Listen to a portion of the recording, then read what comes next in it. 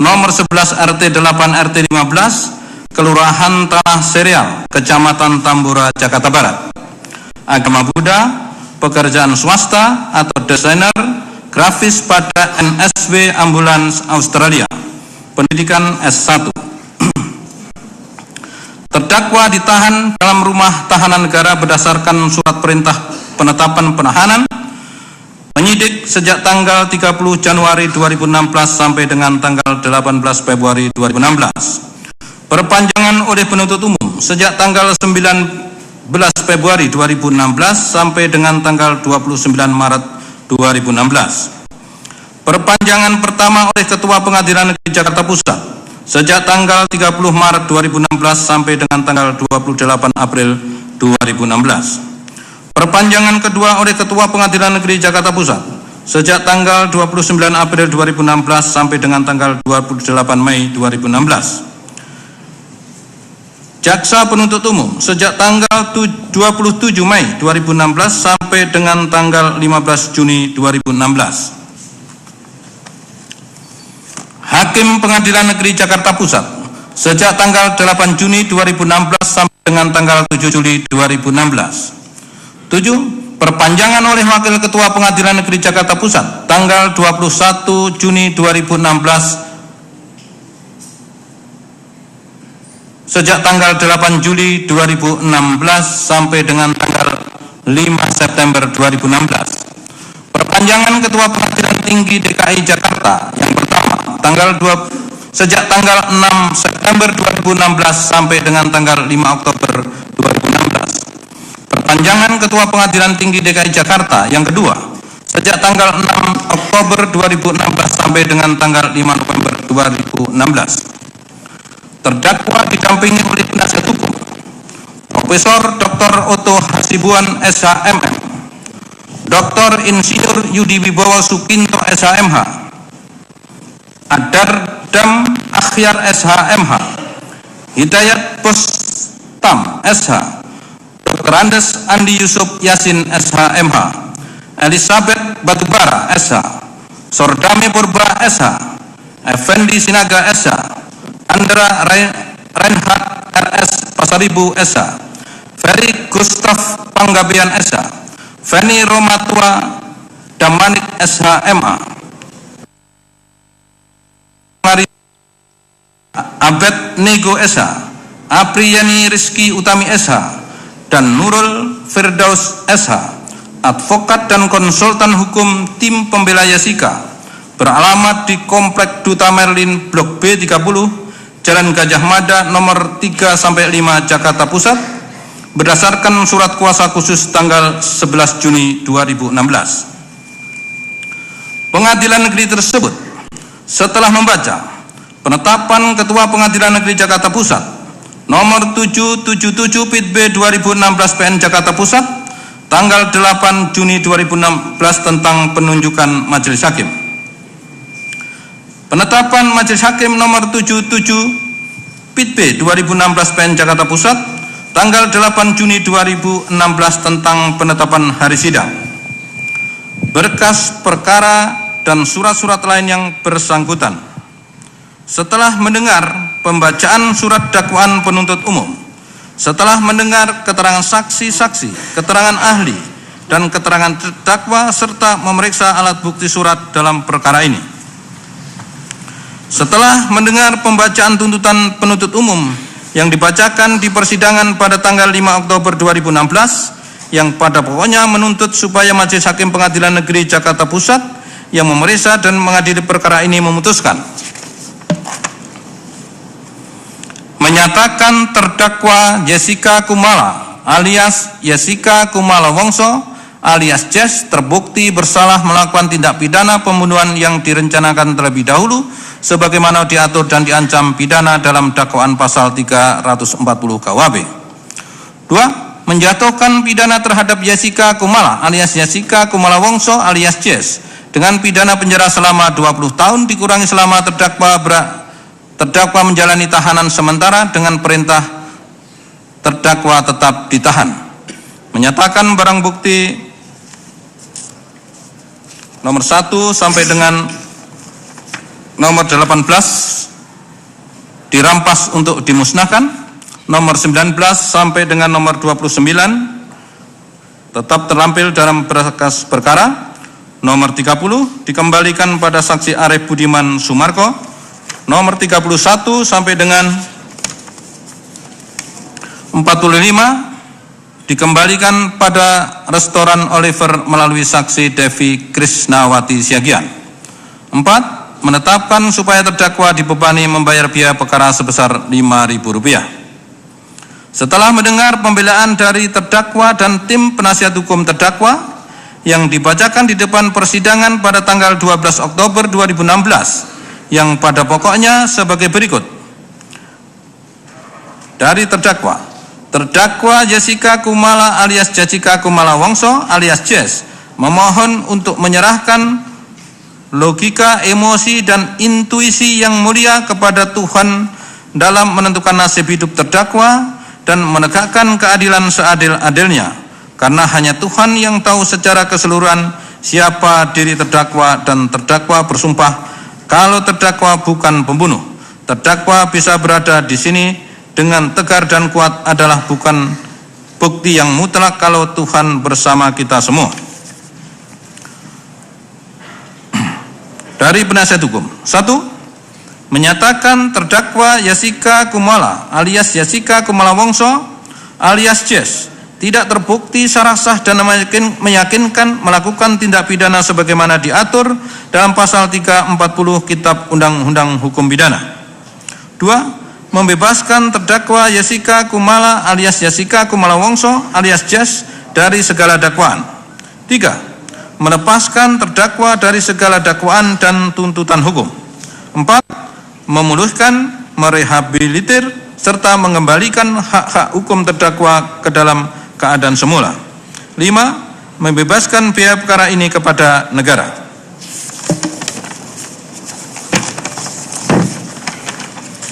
Atau apabila majelis hakim berpendapat lain, mohon keputusan seadil-adilnya. Menimbang bahwa setelah mendengar replik dari penuntut umum secara tertulis di persidangan pada tanggal 17 Oktober 2016 yang pada pokoknya sebagai berikut.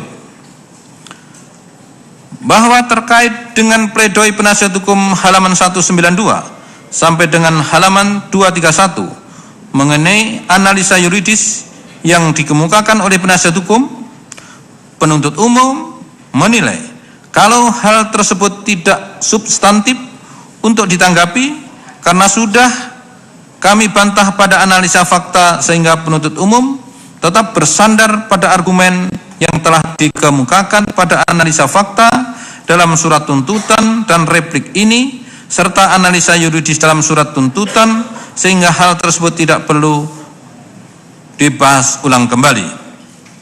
Kesimpulan, berdasarkan keseluruhan uraian tersebut di atas, kami penuntut umum dalam perkara ini berpendapat bahwa pledoi penasihat hukum atau terdakwa haruslah dikesampingkan.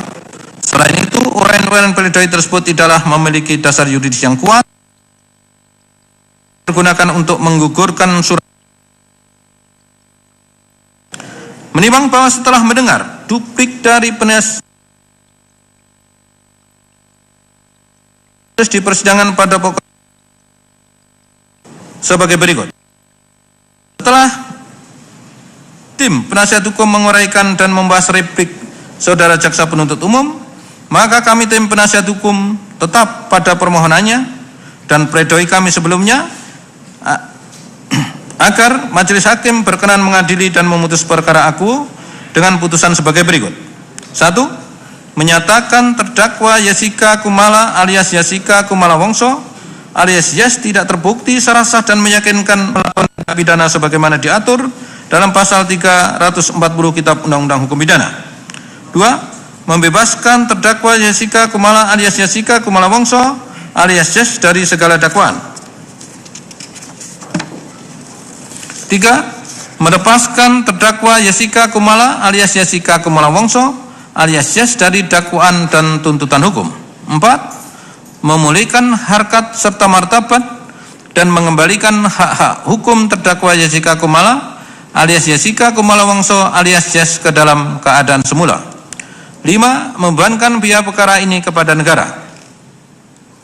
Menimbang bahwa terdakwa oleh penuntut umum telah didakwa melakukan perbuatan pidana berdasarkan surat dakwaan nomor register perkara PDM 203/JKT PST /05/2016 tanggal 30 Mei 2016 sebagai berikut.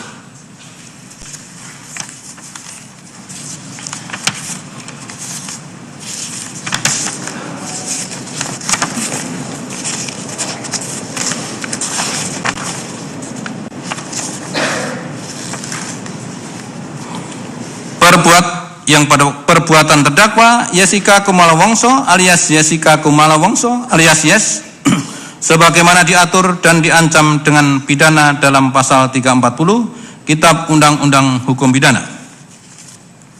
Menimbang bahwa atas pembacaan dakwaan penuntut umum tersebut, terdakwa dan penasihat hukum terdakwa telah mengajukan keberatan secara tertulis pada tanggal 15 Juni 2016. Menimbang bahwa selanjutnya penuntut umum telah mengajukan pendapat terhadap keberatan yang diajukan oleh tim penasihat hukum terdakwa pada tanggal 21 Juni 2016. Menimbang bahwa terhadap keberatan terdakwa dan penasihat hukum terdakwa serta pendapat penuntut umum tersebut, majelis telah menjatuhkan putusan sela nomor 777 PIT B 2016 PN Jakarta Pusat tanggal 28 Juni 2016 yang amarnya sebagai berikut. 1. Menolak eksepsi penasihat hukum terdakwa untuk seluruhnya. 2. Menyatakan pemeriksaan perkara nomor 777 PIT B 2016 PN Jakarta Pusat atas nama terdakwa Jessica Kumala Wongso alias Jessica. Saya ulangi, atas nama terdakwa Jessica Kumala alias Jessica Kumala Wongso alias Jess dilanjutkan menangguhkan biaya perkara hingga putusan akhir. Menimbang bahwa penuntut umum untuk membuktikan dakwaannya telah mengajukan saksi-saksi dan ahli yang sebelumnya memberi keterangan telah disumpah terlebih dahulu sesuai dengan agama dan kepercayaannya sebagai berikut. 1. Saksi Darmawan Solihin. 2. Saksi Arif Setiawan Sumarko. 3. Saksi Made Sandi Salihin. 4. Saksi Bonjuwita alias Hani. 5. Saksi Aprilia Cindy Cornelia Purimata. 6. Saksi Marlon Alek Napitupulu. 7. Saksi Agus Triyono. 8. Saksi Rangga Dwi Saputro. 9. Saksi Yohanes Rihidima. 10. Saksi Jukiyah. 11. Saksi Haripatul Akhmar. 12. Saksi Rosi Ratnadila alias Rosi. 13. Saksi Nur Indah Purnawasari alias Sari. 14. Saksi Dewi Krisnawati Siagian. 15. Saksi M. Marwan Amir. 16. Saksi M. Arif Hidayatullah. 17. Saksi L.Tedi Maharoni Litra. 18. Saksi Nopi Dwi Hananto. 19. Saksi Aldita Galuh Gusti Helmio. 20. Saksi Resmiati. 21. Saksi Dr. Primayudo. 22. Saksi Dr. Adianto. 23. Saksi John Yesus Torres. 24. Saksi yang dibacakan di persidangan bernama Kristi Laus Charter. Menimbang bahwa penuntut umum selain telah mengajukan saksi-saksi juga telah menghadirkan ahli di persidangan yang sebelum memberikan keterangan di persidangan telah mengucapkan sumpah sesuai dengan agama dan kepercayaannya, yaitu sebagai berikut. 1. Ahli Dr. Slamet Purnomo SPF DFM. 2. Ahli Dr. Nur Samran Subandi MSI. 3. Muhammad Nuh Al-Asar MSI. 4. Ahli Christopher Hariman Rianto. 5. Ahli Dr. Anda Antonia Ratih Anjayani MM PSI.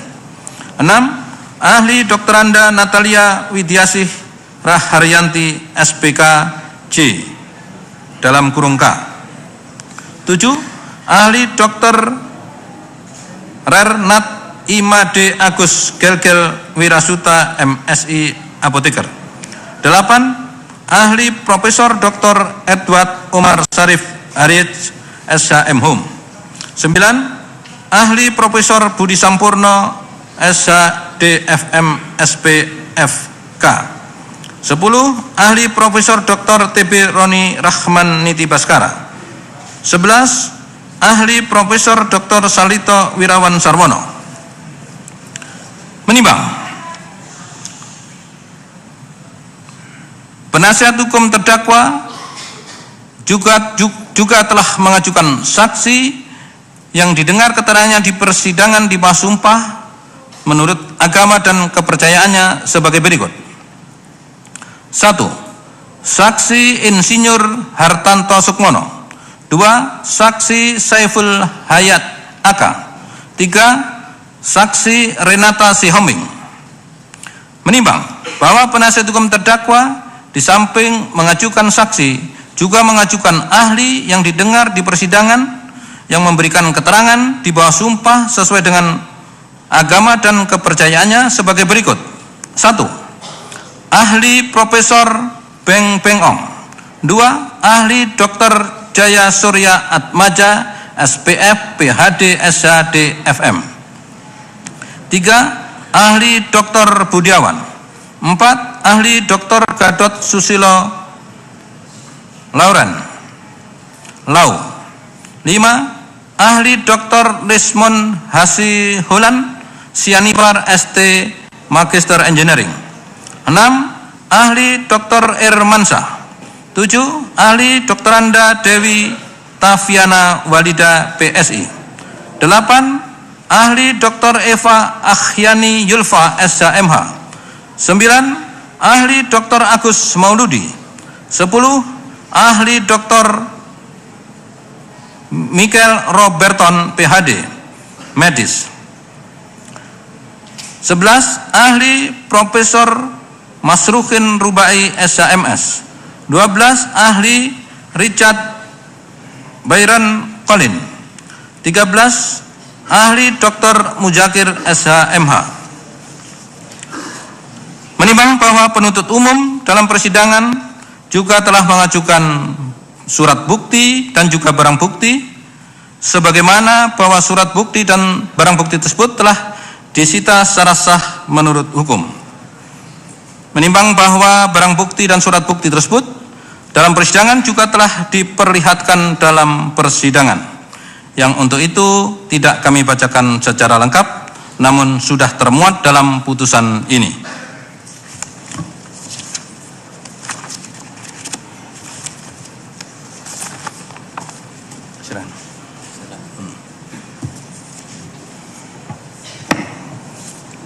Saya lanjutkan. Menimbang bahwa untuk mempersingkat uraian putusan ini, maka selanjutnya ditunjuk hal-hal sebagaimana termuat dalam berita acara persidangan dan harus dianggap termuat dan menjadi satu kesatuan yang tidak terpisahkan dalam putusan ini. Menimbang bahwa berdasarkan keseluruhan fakta yang terungkap di persidangan, maka sebelum majelis hakim mengkonstatir, kami ulangi, menkonstatir adanya fakta-fakta hukum yang dapat mengungkap kebenaran kasus pembunuhan terhadap korban Mirna, terlebih dahulu menilai dan mempertimbangkan apakah alat-alat bukti seperti keterangan saksi, keterangan ahli, surat-surat, petunjuk dan keterangan terdakwa sebagaimana diatur dalam pasal 184 ayat 1 KUHP memiliki nilai pembuktian yang sah dan dapat diterima secara hukum, sehingga fakta-fakta tersebut berkualitas secara hukum untuk mengungkap dengan jelas dan tidak terbantahkan peristiwa pembunuhan berencana sebagaimana dalam dakwaan jaksa penuntut umum pasal 340 KUH pidana atau tidak. A. Keterangan saksi. Menimbang bahwa dalam proses pemeriksaan perkara pidana yang lebih dominan diungkapkan adalah untuk mencari kebenaran material atau fakta sesungguhnya secara empiris, bukan kebenaran formil. Kebenaran formil hanyalah sebagai data pelengkap untuk menemukan kebenaran materi saja. Jika fakta formal tidak terpenuhi atau ditemukan ketidaksempurnaan syarat formal dalam suatu alat bukti, tidak menjadikan kasus pidana yang sedang diproses dalam persidangan pidana menjadikan cacat hukum. Sebab selain tidak ada saksi yang dapat melumpuhkan pemeriksaan tersebut, kami ulangi, sebab selain tidak ada sanksi yang dapat melumpuhkan pemeriksaan tersebut, juga alat bukti sebagaimana diatur dalam pasal 184 ayat 1 KUHP bukan hanya yang dinilai salah satu alat bukti saja, tetapi masih ada alat bukti lain seperti keterangan saksi, keterangan ahli, petunjuk, dan keterangan terdakwa. Terlebih jika beberapa alat bukti tersebut saling melengkapi dan bersesuaian, bahkan sesuai pasal 183 KUHP. Jika minimum 2 alat bukti saling bersesuaian antara satu dan yang lain, dan hakim yakin sesuai menurut hati nuraninya bahwa terdakwa yang melakukan peristiwa pidana atau bukan, maka majelis hakim akan menjatuhkan putusan tentang bersalah tidaknya terdakwa. Menimbang bahwa keterangan saksi di sini adalah keterangan saksi fakta yang secara empirik disampaikan dalam persidangan yang telah disumpah sesuai menurut agama yang dia anut, yakni apa yang didengar, dilihat, dan dialami sendiri dalam peristiwa ini. Dan keterangan tersebut saling bersesuaian serta berhubungan antara keterangan yang satu dan yang lain. Maka menurut majelis hakim, keterangan para saksi fakta yang telah disampaikan di depan persidangan, sepanjang ada relevansinya dengan pokok perkara ini, dapat dipergunakan sebagai alat bukti yang sah menurut hukum untuk mengungkap kebenaran perkara ini. Menimbang bahwa sesuai dengan ketentuan pasal 185 ayat 4 KUHP menentukan keterangan beberapa saksi yang berdiri sendiri tentang suatu kejadian atau keadaan dapat digunakan sebagai suatu alat bukti yang sah apabila keterangan saksi itu ada hubungannya satu dengan yang lain sedemikian rupa sehingga dapat membenarkan adanya suatu kejadian atau keadaan tertentu.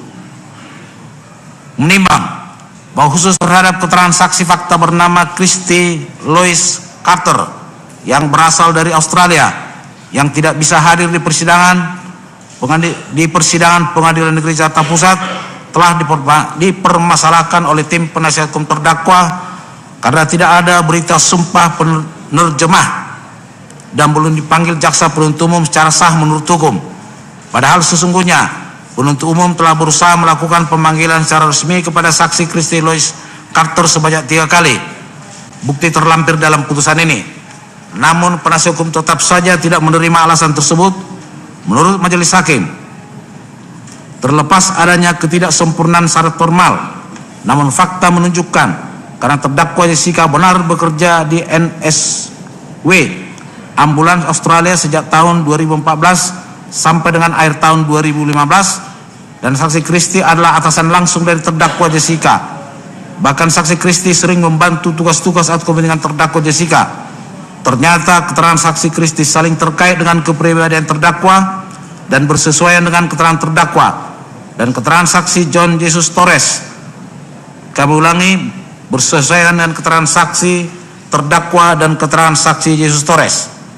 Dan ternyata di saat menggali fakta dari saksi Christy tersebut, penyidik Polda Metro Jaya atas nama pemerintah Indonesia melalui kantor Australian Federal Police atau AFP yang beralamat di Goulburn Street, Australia, telah memberikan keterangan di bawah sumpah di hadapan penyidik Polda Metro Jaya pada tanggal 29 Februari 2016 bernama Amelia Elizabeth Lemondi dengan nomor 66807 yang dikeluarkan oleh National Accreditation Authority for Translator and Enterprise Ltd, dan juga telah disahkan atau dilegalisasi oleh saudara Hervino selaku konsul muda di Konsulat Jenderal Republik Indonesia di Sydney, New South Wales, Australia dengan nomor 01-SCD-Cons-3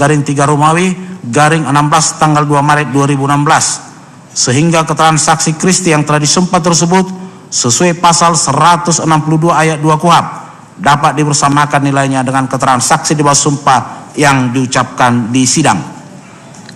Menimbang bahwa terkait tidak hadirnya saksi Christy dari Australia di Pengadilan Negeri Jakarta Pusat, maka untuk memberikan keyakinan kepada majelis hakim sesuai pasal 162 ayat 1 KUHP mensyaratkan bahwa saksi tidak perlu dipanggil apabila tempat kediaman atau tempat tinggalnya jauh, sehingga menurut majelis hakim keterangan yang telah diberikannya itu dapat dibacakan di muka persidangan. Menimbang bahwa oleh karena keterangan saksi Kristi ini saling bersesuaian dengan alat bukti keterangan saksi lain seperti John Jesus Torres, keterangan terdakwa, maka menurut majelis hakim keterangan saksi Kristi tersebut selain dapat dijadikan sebagai alat bukti keterangan saksi, dapat juga dipakai sebagai alat bukti petunjuk sesuai pasal 188 ayat 1 KUHP, sehingga sesuai kewenangan majelis hakim pada pasal 188 ayat 3 KUHP, maka penilaian atas kekuatan pembuktian petunjuk ini akan dilakukan oleh majelis hakim secara arif dan bijaksana setelah mengadakan pemeriksaan dengan penuh kecermatan secara komprehensif berdasarkan hati nurani yang diperoleh dari keterangan saksi, surat dan keterangan terdakwa. Vide pasal 188 ayat 2 KUHP. Bahkan sesuai menurut pasal 185 ayat 6 huruf D KUHP dalam menilai kebenaran keterangan seorang saksi atau terdakwa sesuai kewenangan yang dimiliki oleh hakim harus dengan sungguh-sungguh memperhatikan cara hidup dan kesusilaan saksi maupun terdakwa serta segala sesuatu yang pada umumnya dapat mempengaruhi dapat tidaknya keterangan itu dipercaya. B. Keterangan ahli. Menimbang bahwa yang menjadi batu uji dalam perkara ini adalah adanya korban meninggal dunia akibat minum Vietnamese Ice Coffee, untuk selanjutnya kami singkat VIC, yang dipesan oleh terdakwa Jessica, dan untuk mengetahui penyebab kematian korban tersebut memerlukan pembuktian yang akurat. Menimbang bahwa oleh karena barang bukti seperti barang bukti BB1 sampai dengan BB7 dan alat bukti surat seperti visum et repertum dan surat-surat lain terkait dengan kematian korban Mirna ada di tangan jaksa penuntut umum selaku penuntut negara, tidak ada bukti tandingan yang dimiliki oleh penasihat hukum terdakwa. Ketika para ahli melakukan kajian ilmiah dan kajian hukum di luar barang bukti dan alat bukti selain yang dimiliki oleh jaksa penuntut umum, maka majelis hakim sesuai kewenangannya haruslah mengesampingkan pendapat dan keterangan ahli dari pihak penasihat hukum terdakwa.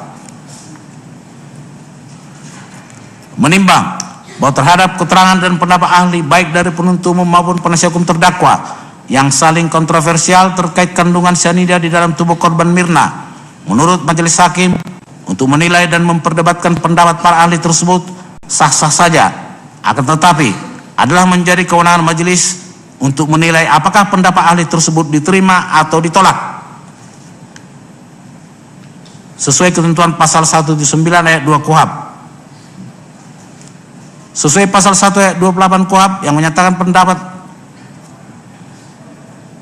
para pihak, kami ulangi, para ahli sesuai keahlian khusus yang ada dia miliki hanya diperlukan majelis hakim untuk membuat terang suatu peristiwa pidana guna kepentingan pemeriksaan di persidangan ini, dan keterangan ahli ini pun hanya dapat diterima oleh majelis hakim jika dinyatakan di sidang pengadilan. Dengan demikian, jika majelis hakim berpendapat bahwa pendapat ahli tersebut tidak relevan dengan pokok masalah, maka majelis hakim dapat mengesampingkan pendapat ahli tersebut.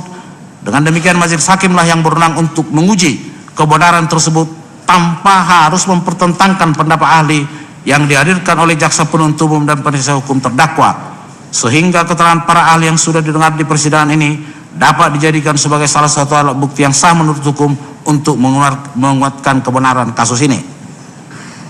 C. Surat.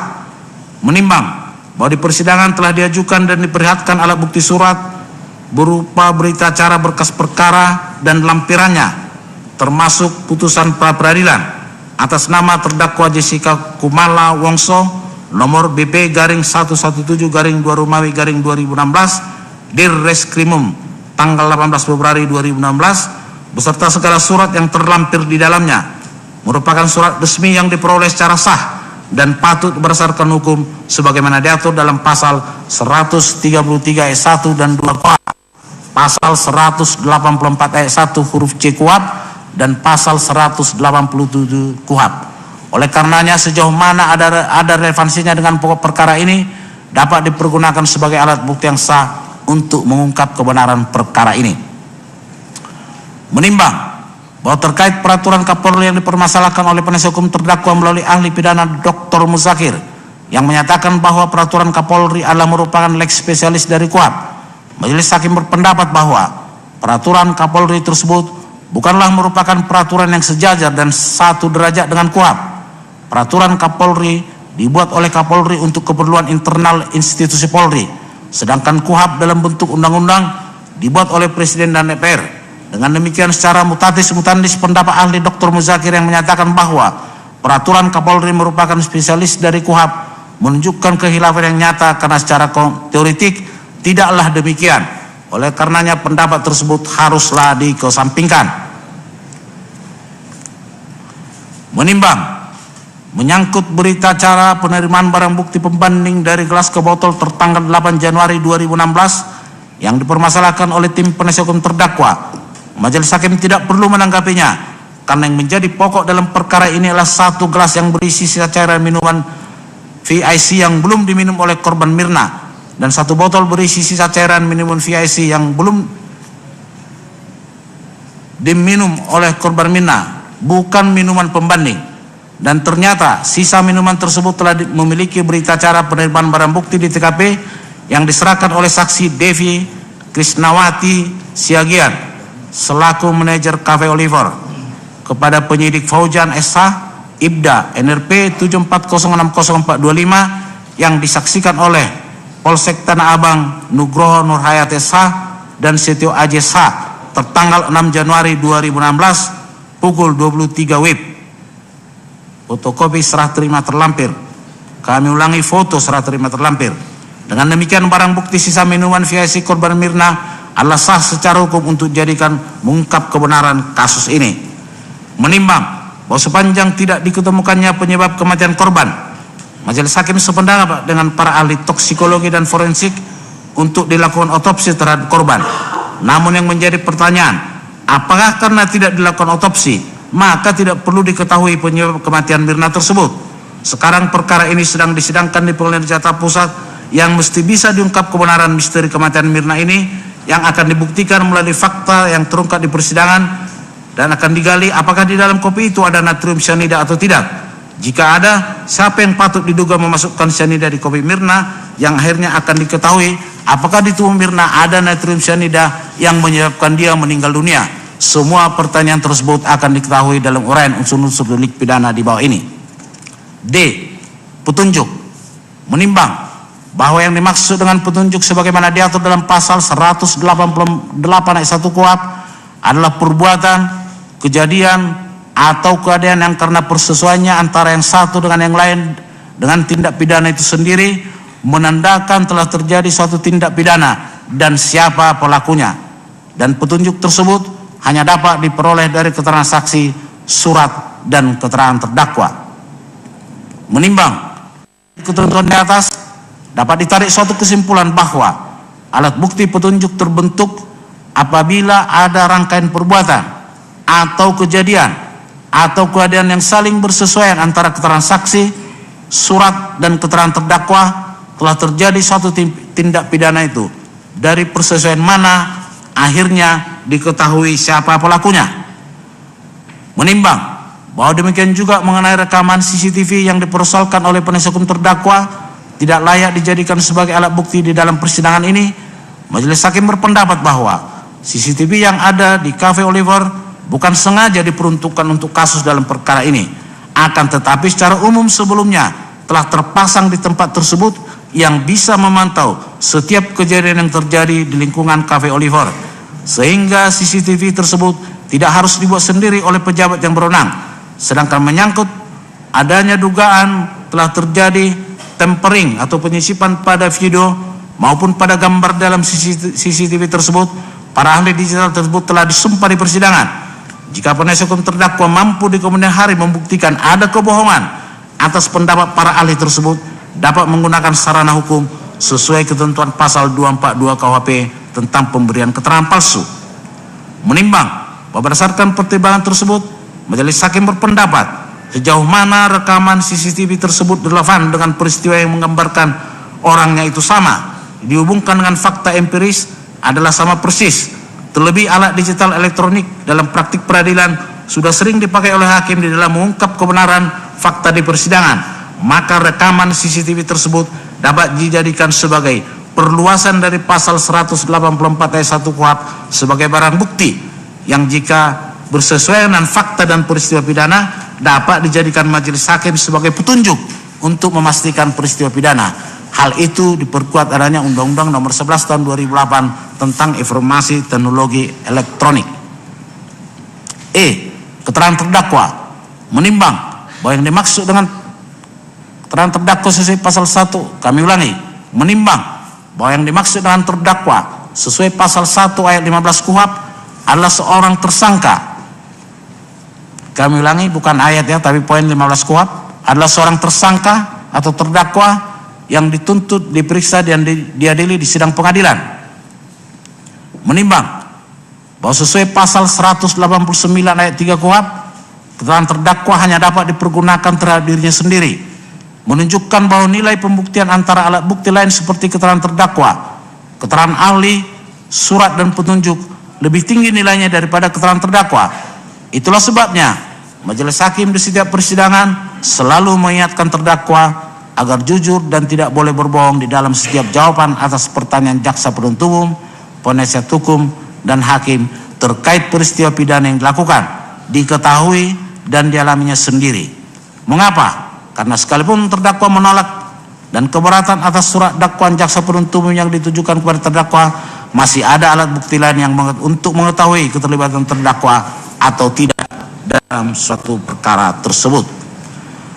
Menimbang bahwa berdasarkan ketentuan tersebut dapat dijelaskan oleh majelis hakim bahwa sekalipun terdakwa Jessica mempunyai hak ingkar, bukan berarti sesuka hatinya memberikan keterangan tidak benar atau berbohong di dalam persidangan. Semua keterangan terdakwa maupun sifat kepribadian terdakwa selama dalam proses persidangan ini akan majelis nilai dan pertimbangkan secara cermat dan komprehensif. Menimbang bahwa jika pengakuan yang terdakwa lakukan itu tidak sesuai dengan, kami ulangi, jika keterangan yang terdakwa lakukan itu tidak sesuai dengan alat bukti sebagaimana diatur dalam pasal 184 ayat 1 KUHP, bukan berarti terdakwa harus dilepaskan atau dibebaskan dari dakwaan penuntut umum. Akan tetapi justru penolakan dan pengakuan yang tidak berkolerasi dengan alat bukti lain tersebut akan menjadikan pertimbangan hakim untuk memberatkan pidananya. Demikian juga apabila terdakwa mengakui perbuatan tersebut, bahwa dirinya adalah selaku pelaku yang masukkan sianida di Kowi Mirna, bukan berarti majelis hakim begitu saja percaya dengan pengakuan tersebut. Akan tetapi majelis hakim akan menghubungkan dengan alat bukti lain, dan sikap pengakuan tersebut akan menjadi pertimbangan untuk memperingan hukuman terdakwa, sehingga diharapkan putusan yang dijatuhkan majelis hakim benar-benar mencerminkan rasa keadilan terhadap terdakwa dan pihak korban. Dalam kaitannya dengan kejahatan pembunuhan ini, majelis hakim akan menggunakan teori generalisir atau teori individualisir. Kedua teori ini digunakan untuk mempermudah pengungkapan fakta bahwa jika seseorang mati setelah memakan atau minum yang telah diberi misalnya arsenik atau natrium cyanida, maka berdasarkan teori generalisir menurut perhitungan yang layak adalah arsenik atau natrium cyanida tersebutlah yang mengakibatkan mati seseorang. Sementara menurut teori individualisir harus diteliti lebih lanjut berapa kandungan arsenik atau natrium cyanida dalam makanan atau minuman tersebut, dan apakah kandungan yang demikian dapat mengakibatkan mati atau ada hal-hal lain yang mengakibatkan kematian. Menimbang bahwa terkait dengan konteks pembunuhan berencana, terkadang tidak ada satupun saksi mata yang melihat pembunuhan tersebut dilakukan. Menariknya, tersangka atau terdakwa tidak mengakui akan perbuatannya. Dalam hal demikian, perlu dicari bagaimana pembuktian secara formil maupun material dilakukan. Ditemukan 3 cara, yakni pertama, secara formil bahwa dalam hukum pembuktian pidana pada prinsipnya memiliki nilai pembuktian yang sama dan sederajat, terkecuali alat bukti keterangan terdakwa, nilainya lebih rendah dari alat bukti lain. Mengapa? Sebab menurut pasal 189 ayat 3 KUHP disebutkan bahwa keterangan terdakwa hanya berlaku dan digunakan pada diri disampaikan di persidangan hanya bisa menguntungkan dirinya sendiri jika ia berkata jujur, dan apabila dia berbohong, semuanya itu akan menjadi hal-hal yang memberatkan dan meringankan hukuman oleh hakim. Oleh karena itu, dalam konteks hukum pembuktian pidana dikenal adanya istilah free bewijs atau alat bukti bebas. Artinya, hakim tidak terikat secara mutlak terhadap alat bukti tertentu, akan tetapi tergantung alat bukti mana yang diyakininya saling bersesuaian antara yang satu dengan yang lain, seperti yang terdapat dalam penjelasan konstruksi pasal 184 KUHP menyebutkan alat bukti yang sah dengan urutan: A. Keterangan saksi, B. Keterangan ahli, C. Surat, D. Petunjuk, dan E. Keterangan terdakwa. Itu sebabnya hakim akhirnya akan memilih minimum 2 alat bukti yang sah, dan hakim yakin bahwa terdakwa yang melakukan perbuatan pidana tersebut atau tidak, maka hakim akan bisa menjatuhkan pidana atau membebaskan terdakwa.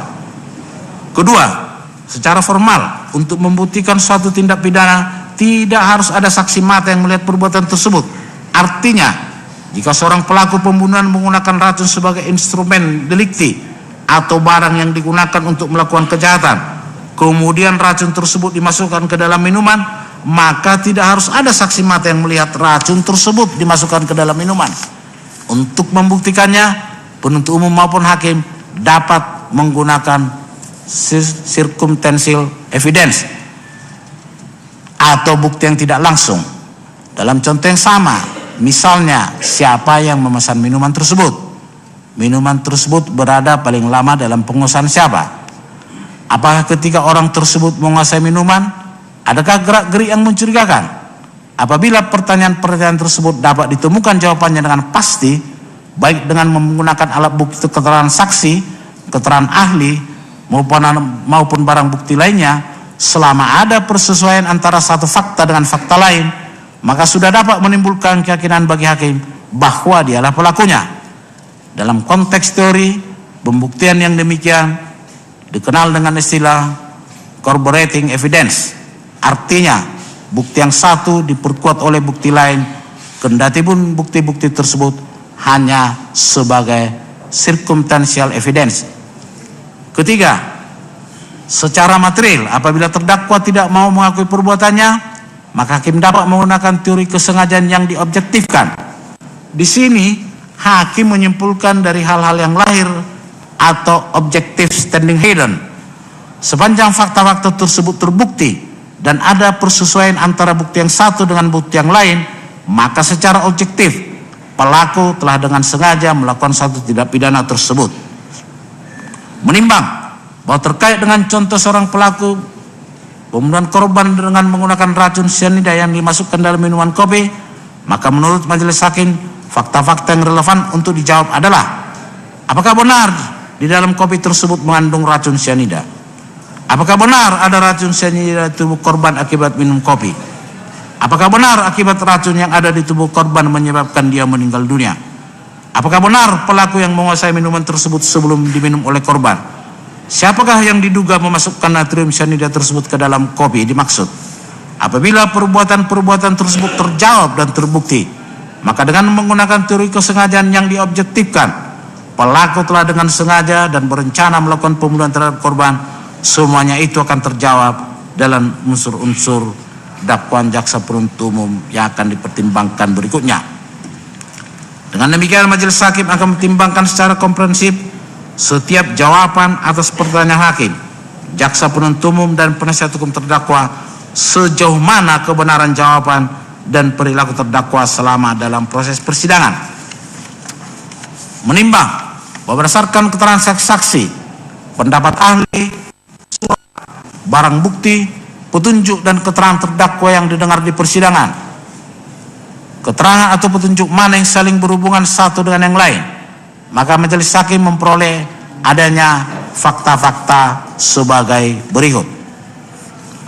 1. Bahwa benar terdakwa mulai berteman dengan korban Wayan Mirna Salihin atau korban Mirna, saksi Bonjuita alias Hani atau saksi Hani, dan Vera Rusli atau saksi Vera di kampus Billy Blue College of Design di Sydney, Australia sekitar tahun 2006 sampai dengan tahun 2008. 2. Pada tahun 2008 terdakwa Jessica, korban Mirna, saksi Hani dan saksi Vera Rusli sama-sama lulusan dari kampus Billy Blue College of Design di Sydney, Australia. Dan setelah korban Mirna, saksi Hani dan Vera Rusli selesai kuliah di Australia, memutuskan kembali ke Indonesia, sedangkan terdakwa menetap di Australia. Namun antara terdakwa dengan korban Mirna masih sering berhubungan. Kami ulangi, masih sering berhubungan baik, dan terdakwa selalu menyempatkan diri untuk bertemu apabila korban Mirna datang ke Australia ataupun kalau terdakwa kembali ke Indonesia. 3. Bahwa sekitar bulan Juli 2014, terdakwa bekerja di NSW Ambulance Australia sebagai desainer grafis dan mempunyai atasan bernama Christy Lois Carter. Selama bekerja di NSW Ambulance, terdakwa pernah mengikuti pelatihan pertolongan pertama pada korban yang dilakukan pada minggu pertama kerja di NSW Ambulance, sehingga terdakwa setidaknya mempunyai kemampuan atau pengalaman untuk melakukan pertolongan pertama terhadap korban yang mendapatkan musibah. 4. Bahwa terdakwa pernah menceritakan kepada saksi Christy kalau ada teman perempuannya akan menikah di Indonesia yang katanya akan menikah dengan mantan pacar terdakwa, tetapi terdakwa tidak mau memberitahu siapa nama kawannya yang akan menikah tersebut. 5. Bahwa pada akhir tahun 2014, terdakwa memiliki pacar bernama Patrick. Terdakwa sangat terobsesi dengan Patrick, dan terdakwa sangat cemburuan jika ada perempuan lain yang dekat dengan Patrick. Namun sekitar awal tahun 2015, hubungan terdakwa dengan Patrick menjadi retak, mengakibatkan terdakwa menjadi depresi, sehingga terdakwa pernah dirawat di Rumah Sakit Royal Prince Alfred pada tanggal 28 Oktober 2015. 6. Bahwa setelah terdakwa mengalami berbagai masalah pribadi, masalah hukum dan pekerjaan di Australia, terdakwa memutuskan untuk kembali ke Indonesia untuk mencari pekerjaan dan langsung menghubungi korban yang sudah sekian lama terputus pertemanannya. 7. Bahwa korban Mirna mengetahui permasalahan hubungan percintaan antara terdakwa dengan pacarnya bernama Patrick. Hal itu diketahui korban Mirna ketika terdakwa Jessica memberitahukannya kepada korban Mirna, sehingga menasihati terdakwa agar memutuskan hubungan pacar dengan Patrick yang suka kasar dan pemakai narkoba. Terlebih Patrick suka memanfaatkan terdakwa untuk membeli sesuatu guna kepentingan Patrick, sehingga korban Mirna menyatakan, buat apa pacaran dengan orang yang tidak baik dan tidak bermodal. Ternyata nasihat tersebut membuat terdakwa sakit hati dan dendam kepada korban Mirna, sebab terdakwa begitu terobsesi dengan pacarnya Patrick, yang seharusnya menurut terdakwa Jessica, korban Mirna bisa memberikan solusi bagaimana supaya jangan sampai putus dengan pacarnya tersebut. 8. Bahwa motif kebencian terdakwa Jessica tersebut semakin memuncak kepada Mirna ketika korban Mirna dan suaminya Arif mengajaknya makan malam di Kelapa Gading, Jakarta Utara tanggal 8 Desember 2016 hingga larut malam. Karena melihat pasangan suami istri tersebut begitu mesra, bahagia, sementara terdakwa sendiri sedang dilanda berbagai masalah, mulai dari hubungan terdakwa dengan Patrick yang begitu dikauminya sedang retak, dan akibat semakin renggangnya hubungan terdakwa dengan pacarnya Patrick telah mendorong terdakwa sering hendak bunuh diri dan minum alkohol berdosis tinggi,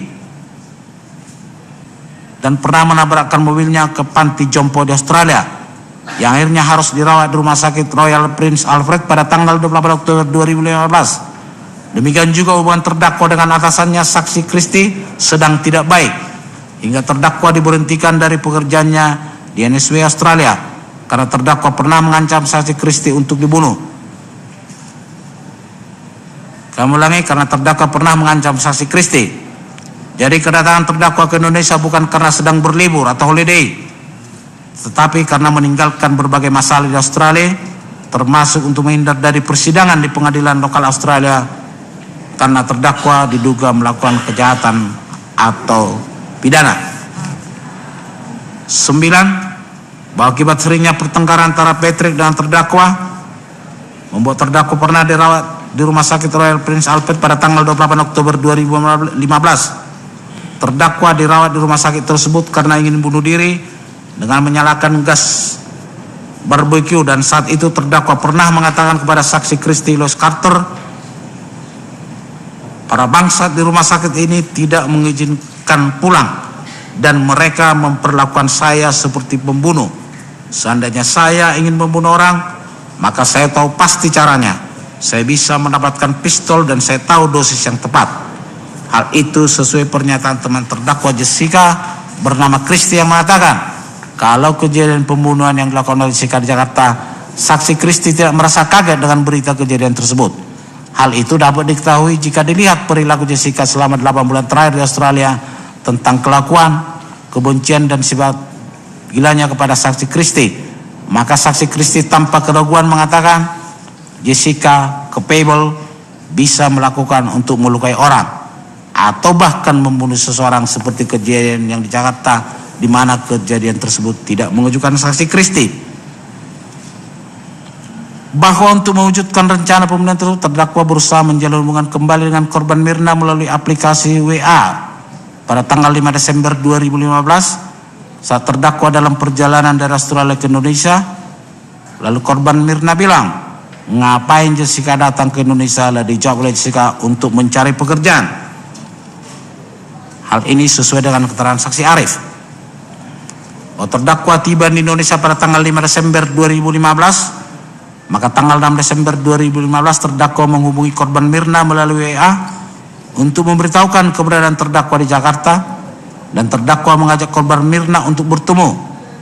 Di sini ada keaktifan terdakwa untuk selalu bertemu dengan korban yang sebenarnya. Kalau korban tidak mau bertemu, mengapa selalu dipaksakan terdakwa untuk bertemu?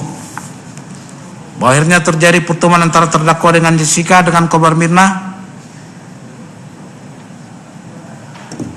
beserta suami korban Mirna Arif Setiawan Sumarko di salah satu restoran Bumbu Den Kelapa Gading di daerah Jakarta Utara tanggal 8 Desember 2015 sehingga minum kopi bersama pada jam 21 WIB. Lalu pada jam 23 WIB terdakwa diantar korban Mirna bersama suaminya ke rumah terdakwa Jessica, membuat hati terdakwa menjadi sakit hati karena melihat kemesraan suami istri antara terdakwa dengan Mirna, di mana Mirna pernah menasihati supaya memutuskan hubungan cinta dengan pacar Patrick, ditambah banyaknya masalah pribadi yang terjadi pada diri terdakwa.